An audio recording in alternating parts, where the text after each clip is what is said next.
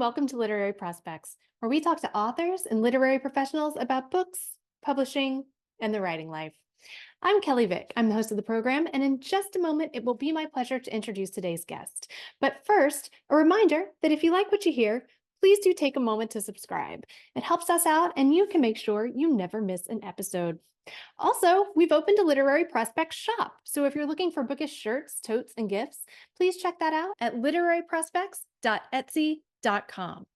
And to grab books featured on the podcast and check out more curated book lists, you can visit the Literary Prospects bookstore on bookshop.org. And last, but certainly not least, if you're interested in extra content on querying and publishing that's only for our members, please consider joining the Literary Prospects Patreon at patreon.com/literary prospects.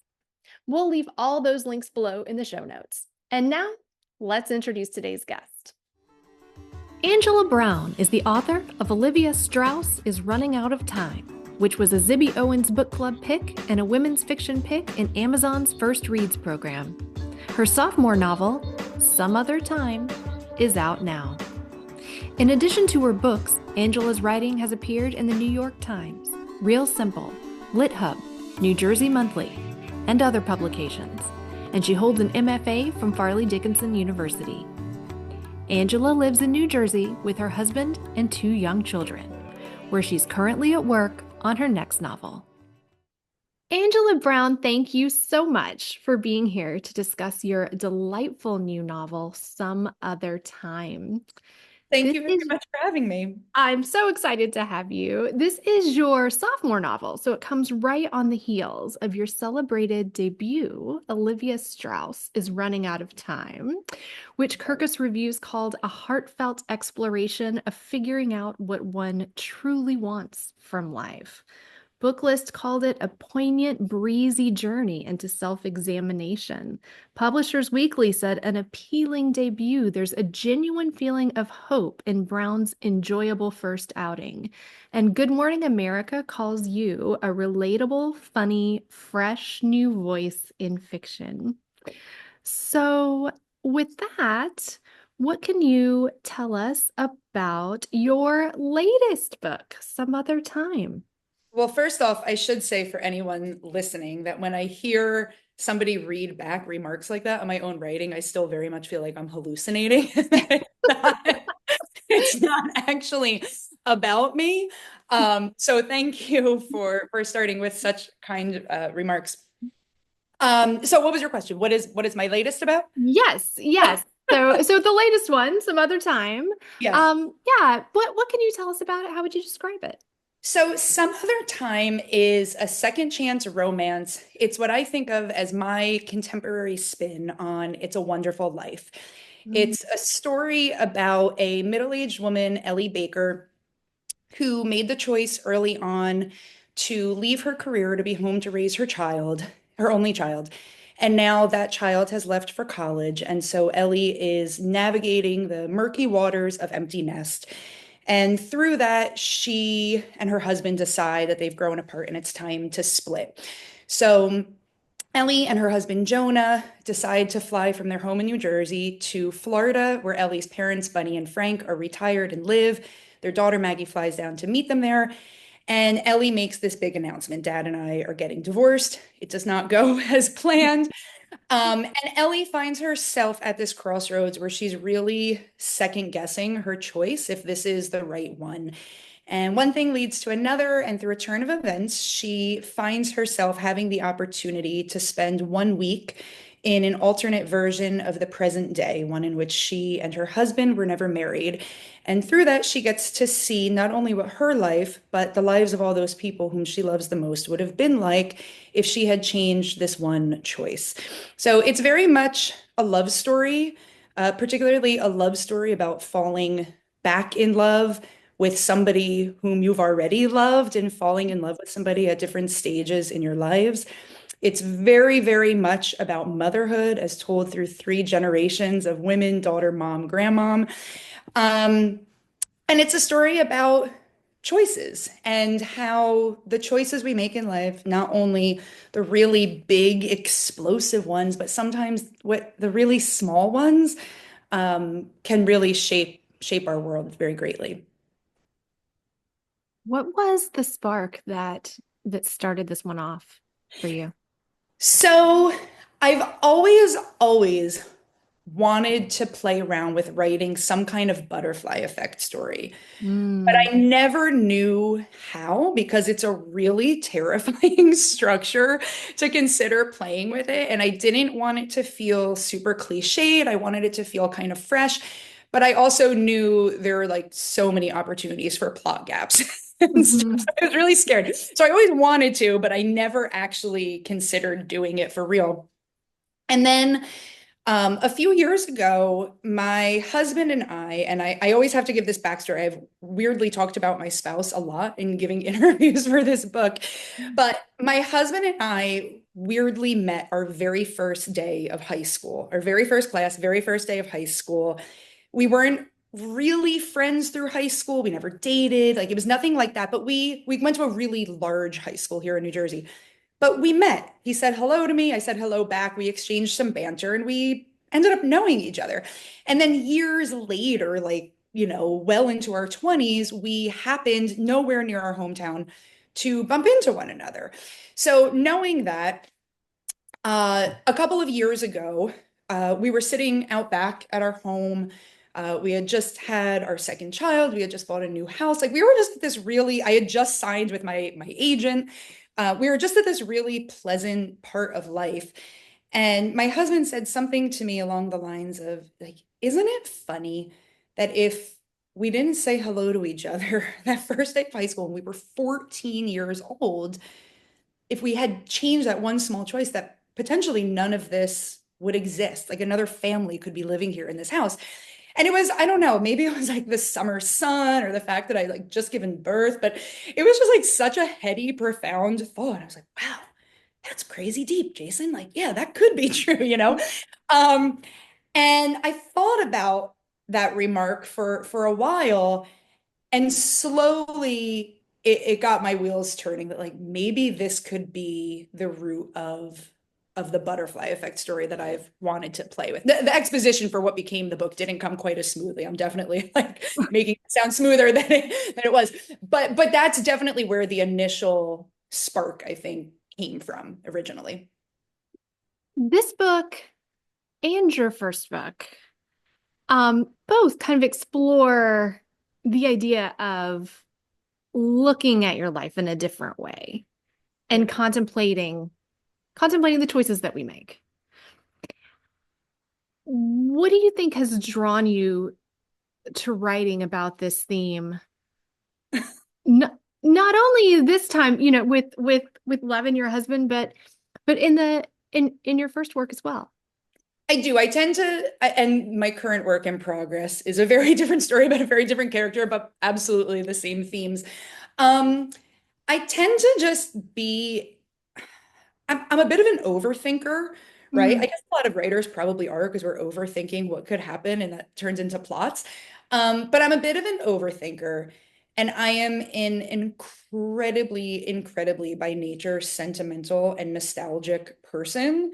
So mm, I'm constantly looking back, not from a place of regret. I really love my life. I think if 12-year-old me saw my current life, she would just like clap, clap, clap, like so psyched by how simple but happy it is.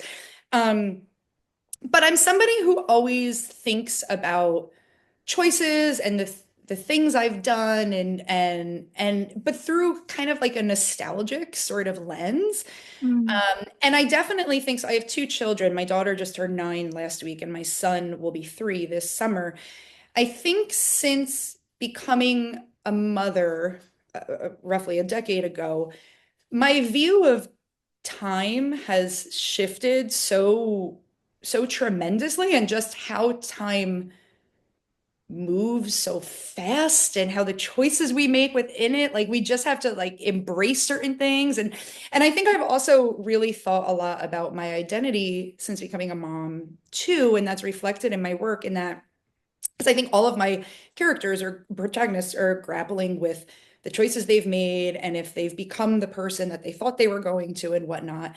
And I think when I had my daughter particularly, it was like this weird period where I was like, the things that were important to me weren't just important to me anymore. They were so important to me. Like I really like felt everything, and things that I wanted to do, I couldn't just do, like I needed to do them for her to like show her, like go chase things. And you know what I mean? So I think all those things together, it's time and choice are just something that are always really heavy on my mind. I don't know. It's just, I don't know, the fabric of who I am somehow, I guess.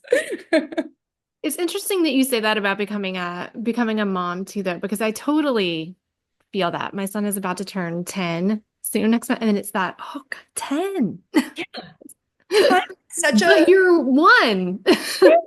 time is such a strange thing when you gauge it by way of a child's life, because Yeah. it just goes so fast. And like you, like I have those moments, like I see pictures, I'm like, that was 2 years ago. And then, Google Photos tells me it was 7 years ago. I'm like, oh, are you kidding me right now? So it's a really weird thing too. And something sort of related to that. So I didn't get my first book contract until I was 39 and a half years old, because I said I had to have it by the time I was 40. It was like very personal to me. But I didn't start publishing until after I had publishing books until Mhm. after I had my kids, and once I was in my 40s. And the irony of that was I was so scared to have children for like, 1,000 different reasons. Mhm. But one of them, like I remember having this really heart-to-heart, teary-eyed conversation with my own mom once. Like when I was sort of, my husband and I were married, we were sort of at that point, like, I don't know, do we want kids? Do we not want kids? Who knows? Mhm. And I remember saying to my mom, I'm so scared that once I have kids, if this is in fact the path that I choose to go down, I'm gonna lose my whole sense of self, and I'm never gonna write books. I'm never gonna have time. I'm gonna give up everything that's important to me and just, I don't want to do that. I'm so afraid of doing that. And she like really talked me through that spiral, in this very like wise way that probably only my mom could. And the irony was that the thing that I was most afraid of, it was kind of the reverse. Like once I had my daughter, particularly, it was like I said, the things that were important to me, like I couldn't put off my writing anymore, because I couldn't say to this, Mhm. adorable little kid, like, go chase the world if I wasn't also doing it. So I don't know. I talk about that a lot, because I think it's important that we understand there's not a timeline to when we can publish and tell stories and that sort of thing.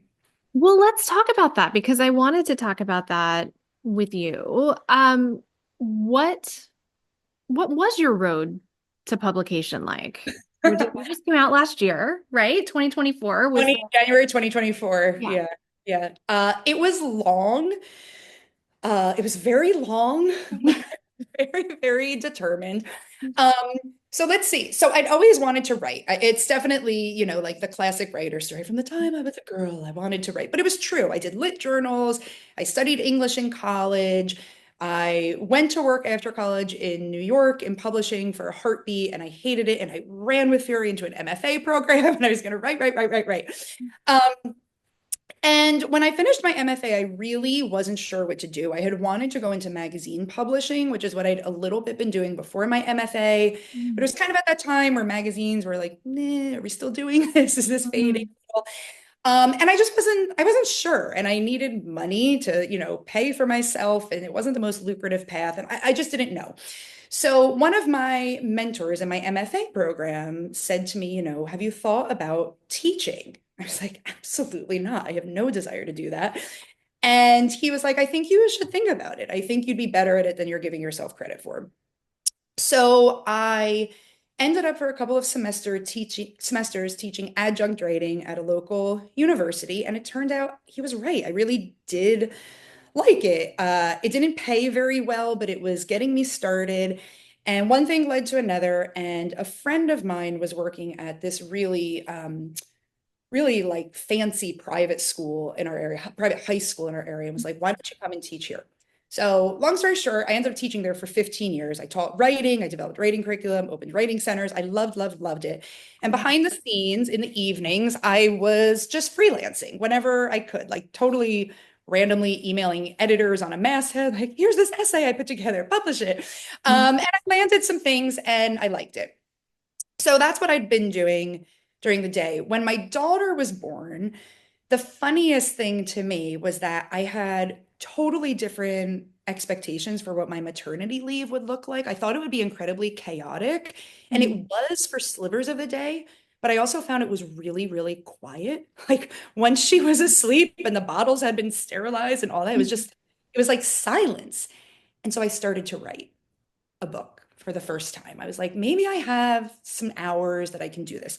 So I wrote this book that will never be released, but I loved it at the time. I spent about a year and a half on it. It was called The Campers, and it was going to be this really fun coming of age story about a group of college roommates who meet at a summer camp years later, a little cliched. But I I think it loved sounds fun. it was the first time that I ever saw a project of that length all the way through from cover to cover. I hit the, 85,000 word mark, and I was really proud of it. And I sent it out to, every agent in New York. And I had a couple of bites. Like I had, it wasn't pure rejection. Some people were like, okay, let's read some pages. All right, not for me. But that's a good thing when you're looking for an agent when Mhm. it's not just from rejections. And finally, I had one agent who was really interested. She gave me a really big, like, editorial memo and was like, take another few months, work on this, and then, I think we'll be good to agree to send it out. And I worked and I worked and I worked. And when I sent it back to her, she was like, no, and this isn't going to work. And I was like, oh, and I was crushed. I was absolutely, absolutely, absolutely crushed, as one would be, but it made sense. And looking back now, I'm like, she was 100% right. It wasn't ready. But at the time, I didn't see it that way. So, in this big dramatic display, I swore off writing forever. Never, not so much as a grocery list, never again. Um, but of course, I couldn't actually stop. So during that period, I was just thinking a lot. I was just really down about things like, I tried to write this thing, it never worked. I'm getting older, I'm running out of time, my daughter's getting older, and maybe some dreams are just meant to stay dreams. And it was through all of those reflections that I came up with the idea for my debut, Olivia Strauss is Running Out of Time, which is about a woman who, on the cusp of her 40th birthday, is feeling like she hasn't checked all the boxes she wanted to check in life. And through a turn of events, she goes to this genetic center that claims to have this test that can tell you how long you have left to live.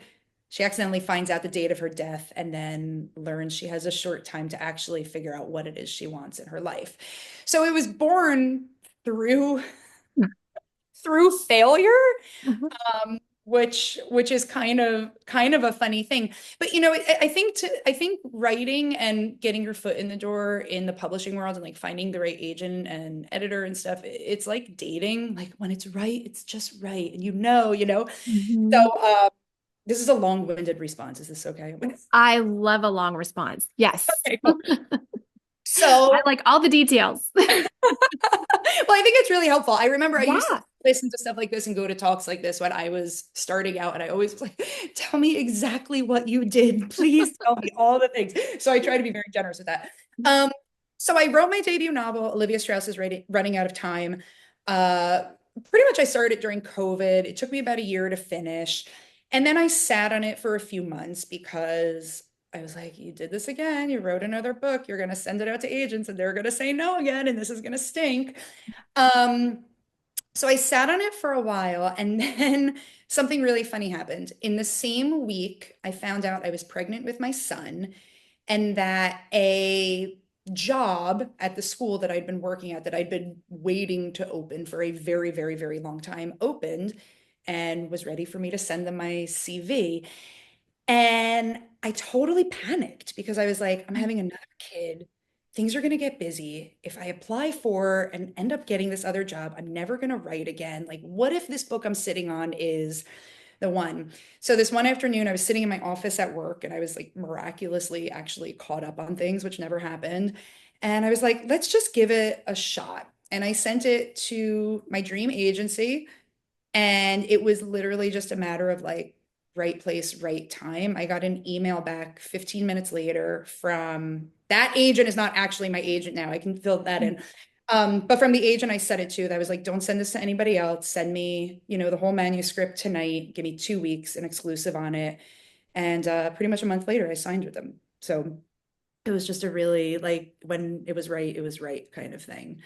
Um, so yeah, that was a really long story, but It was a great story. But you said that that is not your agent. yeah, so I think this is important to know sometimes because I remember when I was, and I've definitely like consolidated, even though that was a long story, all the hours and hours that I was contacting agents and following up, there's so much work involved in it for years. Um, but I remember, I would always like read about or hear about, you don't have to send something to every single agent in an office. Agents really do talk. And I'm like, no way. They delete and then they move on. They don't want to hear from me. So anyway, represented by William Morris Endeavor, I had emailed an agent in that office.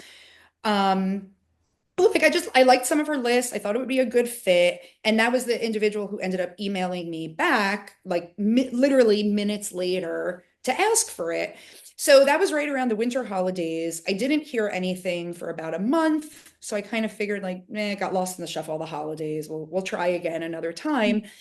And then randomly, it was like a Tuesday night in January. I was going to bed and I happened to check my email. And I got an email from this lovely woman named Eve, who is my now agent, whom I adore.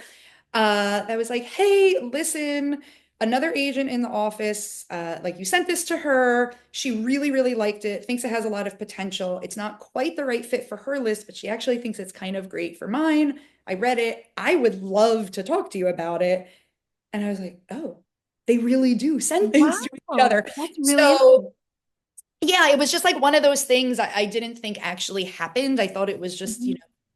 stories you hear, but that's exactly how it happened. She sent it along. That week, Eve and I got on the phone. We talked for a really long time. I just really liked her. Like I liked talking to her. I just felt like we clicked, like we could be buddies or something. You know what I mean? She Mhm. understood my vision, and we went from there. So yeah. How long was the process between when you got the call, made the call, decided to work together and actually find selling the book, like finding a husband? So it felt long, but when I look back, it really was not at all. So Eve and I took our first phone call in January of 2022. Mm. We got to work pretty much like the next week on edits.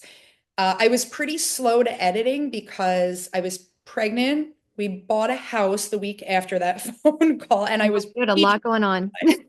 so she was very gracious to me. I was like, I cannot do this in a month. Like this is so we took the call in January. I edited until I guess it was July because I wanted to get it to her before I had my son. So I sent it to her in like early July.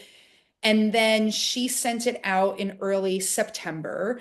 And by like mid-September, we had a deal, I think. So it was like it was a lot of months of editing to get it really to where we both thought it needed to be. But then once she sent it out, it was really just like a couple of weeks and we were happy. Wait. Yeah.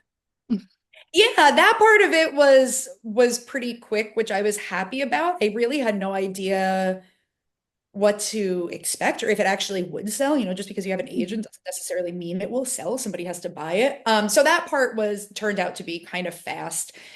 So we signed with my now agent Carmen in September of 2022, and the novel came out in January of 2024. So not crazy long. Yeah, I mean that's pretty good. Yeah, it was. And now it's 2025 and we've got another one. It's been a little busy. I think maybe when I'm done with my current work in progress this spring, I think I'm gonna take a month and just like not look at a computer and maybe read and just do like just stare into space. Yeah, I was really fortunate. So uh when I first met with my now editor, Carmen Johnson, I same as my agent, I just really liked her. Like Mm. I don't know, I just felt like she understood what I was trying to say. Olivia, my debut, was completely written, obviously, at that time. We were selling it on the full book. But she just understood what the story was and where the emphasis really was.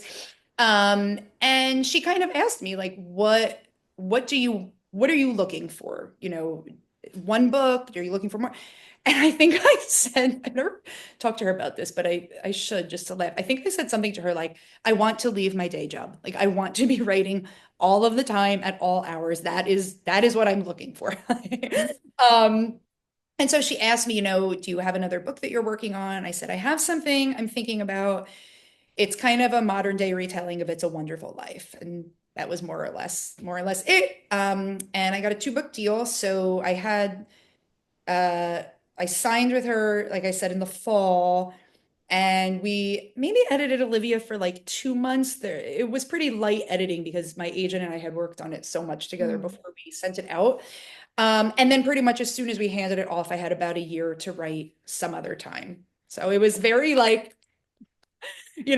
back to back. But I'm glad it happened that way, looking back, because I think if I took too much time away from it, I don't know, I might have like lost my cadence or gotten a little too nervous with the process. But I kind of just like had to throw myself back into it, which was good. After having that success too with the debut, and then like knowing that you have a 2-book deal and you've got a year to get this other one, what did that feel like for you? Is that motivating, or is there like a feeling of I can imagine All having of a it. feeling of like paralyzing pressure. Yes. Okay. So looking back, I can sit where I am now, knowing like you and readers are holding that finished book in their hand. I can say, oh, it was just such a breeze. I just sat down and the story just poured right out like water from a faucet. No, there was definitely like paralyzing fear and imposter syndrome early on. Because I thought I knew the story I wanted to tell. It ended up what's in the book is not even remotely, other than the structure, like the original story I thought I would tell. The execution came to me pretty late in the game, actually. But yeah, I was kind of terrified that my debut was a magic trick and that it was, I would never be able to pull that off and have everything come together in a plot ever again. It was just a one-time magic trick. Mm. Um, so I don't write a full draft if I can tell it's bad. I usually will write my version of a bad first draft is only 50 pages. Like once I get to 50 pages, if I'm not feeling it, I toss it. Um, Mm. but I wrote so many really bad 50-page drafts, and every time I was like, "You're awful at this," right? Like I just couldn't figure it out. And I was terrified because once you have a contract, you have a deadline, Mm. which is a very scary thing. But it's also like when you're writing what becomes your debut, yes, your hope the whole time is like you're envisioning yourself in a bookstore and there are readers and people have in fact read this story, but it's Mhm. not really real yet. But once you know people are for sure going to read this, it's a really scary thought because you start anticipating like, well, how will people react to this? What will they think? What will this person think? And you know what I mean? So yes, I definitely for a couple of months wrote really bad drafts and doubted myself a lot. But then once I figured out the right way to tell the story, like the travel component wasn't in until a very, very late draft. And that's really what makes the book the book. Um, Mhm. once I figured that out, then I wrote it from a much more confident place and pretty quickly. But yeah, imposter syndrome, I think, is a very real and terrible thing. And the good news is it doesn't go away with just your sophomore novel. I think it just Oh, lingers. great. It's just always there a little bit. But maybe it just like quiets down a touch. But I don't know any writer so far who's told me like, nope, it just goes completely away. So that's fun. What is your process like? You said you do 50 pages. You won't do a bad first draft past 50 pages. If it's flowing past that 50, Yeah. then what happens? So The thought of, and a lot of writers I know will write, like they'll just say, like, just get the story on the page or just write the bad draft, see it cover to cover. The thought of going back and having to edit that, like, I just shut down to that. It's so Mm. overwhelming to me. Like, I just can't even think about it. So, usually I can tell like if the voice my work tends to be very voicey. Like if the voice isn't there and I'm at 50 pages and I feel like I'm really reaching for sentences to like get the style on the page and I know it's not right, I toss it and take some notes and start fresh. I tend to be a very uh I'm like the opposite. I feel like of a lot of people I know, like a lot of people will say like, well, I just write messy and then I go back and fill it in. Like I Mm. absolutely cannot do that. So as I'm writing, I'm editing. So like one chapter could take me, I hate when this happens, but it does, like multiple days because I physically cannot bring myself to go on to the next chapter until I know that last one is practically perfect. Mm. Um, so it's like a lot of toggling, I think, in my work and like going back and forth. But again, it's just the thought of having 300 messy pages and then having to go back in and clean them up. Like I just, nope, my brain shuts down to that.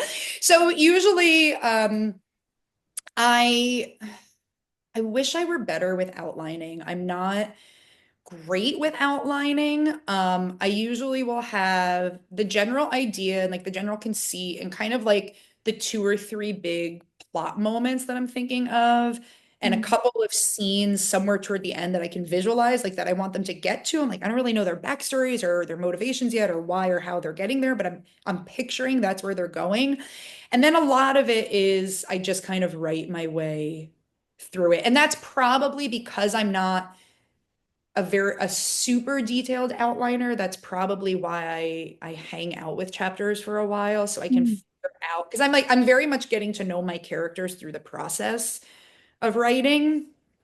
Um, I've tried like this current book that I'm working on. I tried really hard. I was like, you're going to be an outliner. You're going to do it for this one. And I wrote this like really beautiful, really organized, color-coded outline. And then when I went to write, I was like, this isn't who this character is. Like you've wasted weeks of work. This isn't working. Mm. So, yeah, I would like to get better at that in the future though. Has it changed? Has the process changed between the first and the second? Yes and no. I think the first one, so when I wrote Olivia, my goal was you have to write the first 100 pages straight through and then you can go back and so that I wrote pretty much straight through and then I stopped for a while and went back and pieced together again it was very like, thin compared to what it Mm. should have been, but like a very thin outline for moving forward. So I knew I was like hitting certain plot beats and stuff. Um, some other time, by the time I got to the draft where I was like, you know how to execute this story, I had a notebook and it was like, I would finish writing a chapter and then I would go to my notebook at the end of my writing session and write, quick bullet points for the next three chapters. Like I can visualize kind of where these next three, but I can't see beyond those headlights yet. Mm. And then this current one, I think, is a little bit of a hybrid of those. I've found myself doing a lot less note taking and a lot less outlining, even though I've tried a lot, but it hasn't been working. I just am finding I really just need to dive into the story and figure out as I'm like in the document. Um, so I don't know. I guess it changes each time. I wonder why that does. I don't know why it does, right? I wish it didn't. It'd be so Maybe much you're easier. you're refining your process. Yeah, right. I guess it's similar. I think what I'm understanding more is that my work is clean, but my process is messy. And I don't want my process to be messy, but I'm coming to terms with the fact that it just is. And I'm starting to trust more like it always works out this way, so why are you trying to fight it? Like um that's just it's just the way my head tends to work when I'm trying to figure out a story, I guess.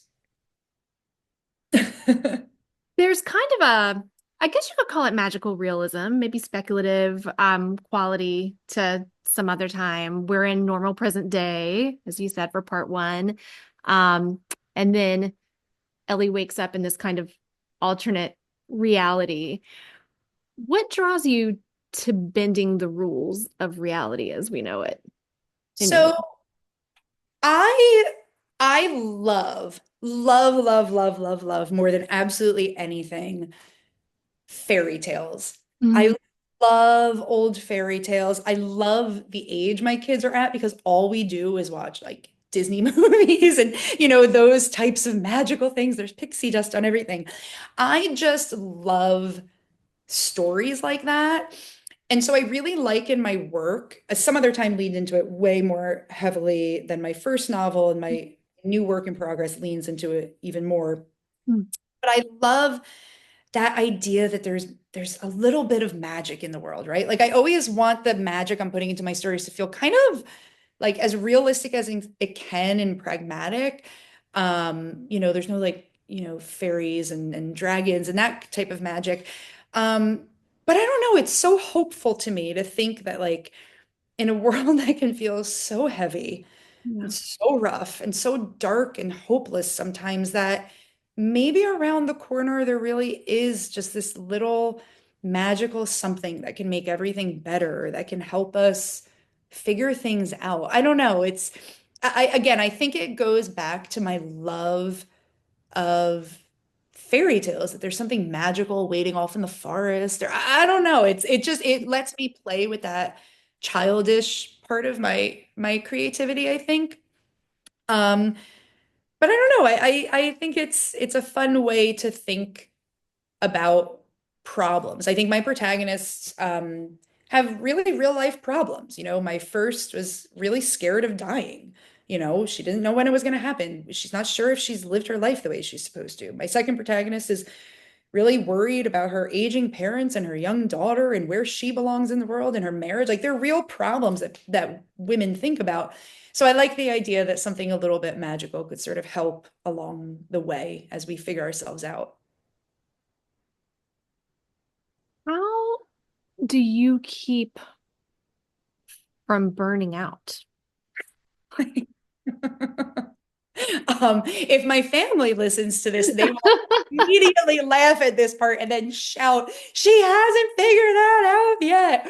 I really haven't. I'm starting to feel a little burnt out now, to be completely candid, Mm. because the last few years I've produced so much work so quickly, and I'm so grateful. I would never trade that for, 1 second. Um, but I tend to work like all the time. It's very hard for me when I'm working on a story to turn my brain off to it. So like even when I'm not at my computer, i- like my brain is spinning and spinning and spinning and spinning all the time. Um, though I think I'm getting better. I'm a lot more consciously the past couple of months um, trying to create boundaries at home. I write from home and I write full time, so I work from home. And when you work from home, particularly with something that's your passion, it's very hard to say, okay, like it's 1 o'clock, day's done. I just don't think about this anymore because you want to think about it, you love it. So I'm Mhm. trying to create much better boundaries. Like when I leave my writing space, like I can't open my computer again today. Like we're just done. Like you just it's easier said than done, but I'm trying very hard to create like very specific frames around the time in which I write and the rest of the time in which I'm just living and enjoying life. But it's hard, again, writing, you're so passionate about it and a lot of the plot pieces that you figure out don't always happen when you're at your desk. Sometimes you're just driving and they're happening. So it is difficult to turn that part of your head off. Yeah.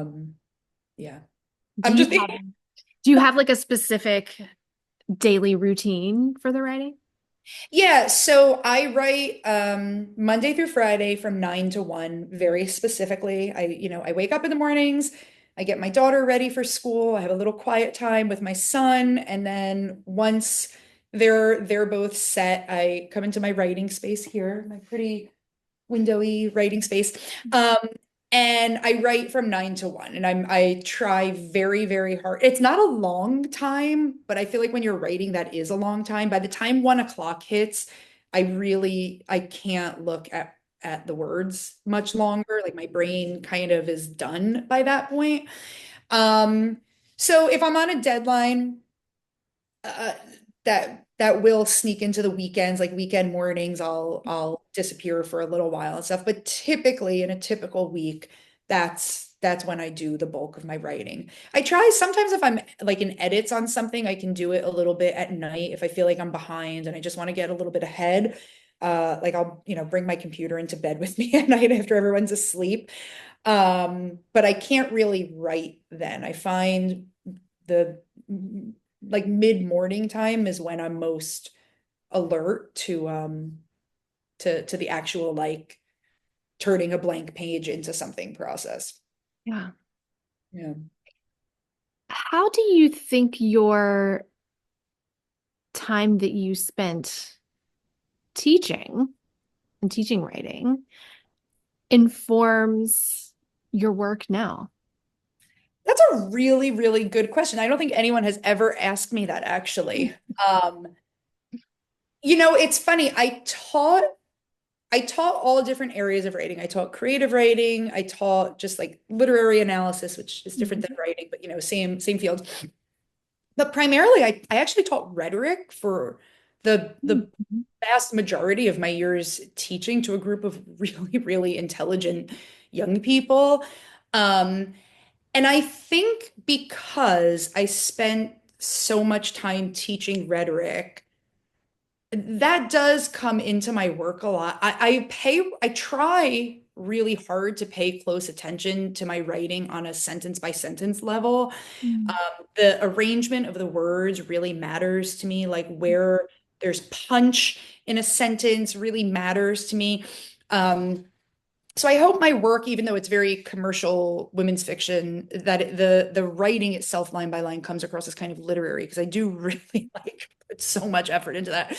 But anyway, I think all those years of teaching rhetoric and spending, 8 hours a day helping young people to understand. I mean, that's what we did a lot. We would pull up passages and say, all right, let's look for the different devices that are at play here. Like, how is this arrangement having this particular effect on a reader? Why is it tugging on their heartstrings? It's about more than a scene. You can write the same scene of something traumatic happening 6 different ways, and sometimes it'll make you laugh and sometimes it'll make you cry, like what's happening with the arrangement. So I think all of that probably does help to inform my work because it's very difficult for me to write a passage and not sort of be analyzing it in that way, like from a, just like a pure, like let's look at the diction and come on, Mhm. Jimmy, like let's look at the syntax that we've got going on here, like I'm still teaching.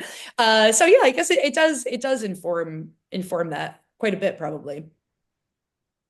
What do you know now that you wish you had known before you published your first novel?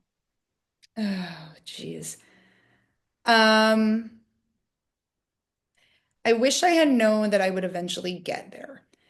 Mm. So that maybe I stressed myself out a little bit less.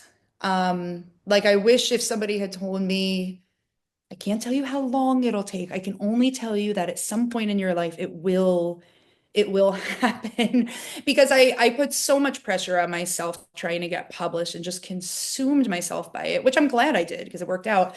But it's really stressful. Mm. And I still tell myself this now at this point in my publishing journey, but I wish my younger self had better known that rejection is not the end of the game, that when you are signing up and self-electing to live a creatively led life, Mm. that unfortunately rejection is just part of it, like literally forever. Mm. Just because you have an agent doesn't mean your agent can sell everything or that your agents will love everything or your editor, I'm just Yeah. speaking, in general. Um, But every time I got rejected by an agent or by a magazine, it was like a little punch right to the chest.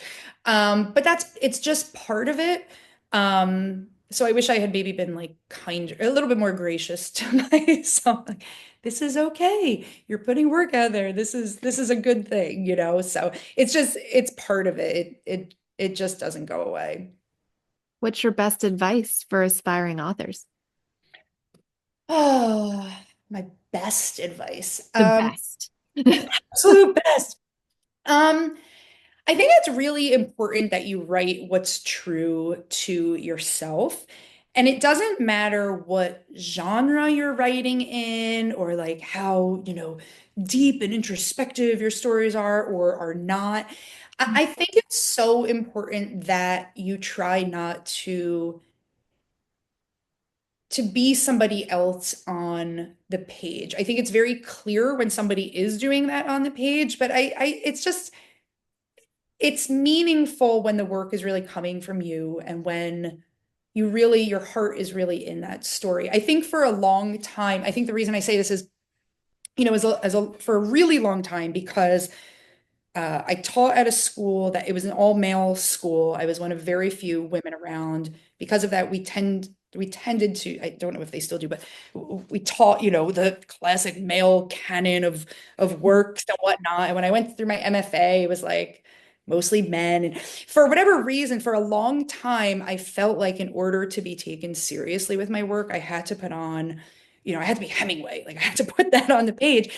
And it wasn't me. And it was only when I finally said, I'm going to write in the voice that I talk in. Like this is my voice. I'm going to tell the story that I want to read, that feels important to me. Like that was the one that got published. And those are the ones that are still getting published. So I think that's really significant that you just honor your own voice and the own story that is inside of you. I love that. We have a traditional last question Uh-oh. on the podcast.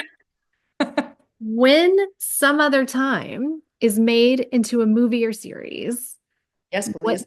yeah, when it happens, what do you think the theme song should be? Ooh, that's fun. Uh, I thought for sure you were going to ask me like what I'm reading right now or something. Oh, Oh, I know the answer to this.